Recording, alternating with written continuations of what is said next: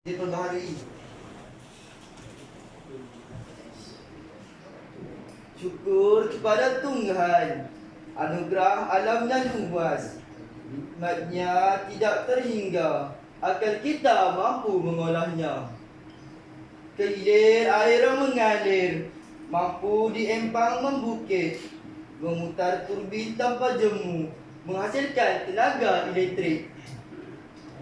Angin yang bertiup nyaman, bila raksasa boleh terpusing, mudah tenaga elektrik terhasil, tanpa sedikit pun merosakkan alam.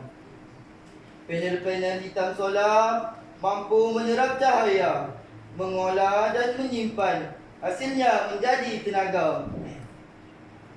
Marilah warga dunia, gunakanlah anugerah ini dengan sebaik-baiknya. Alam buana pasti ceria.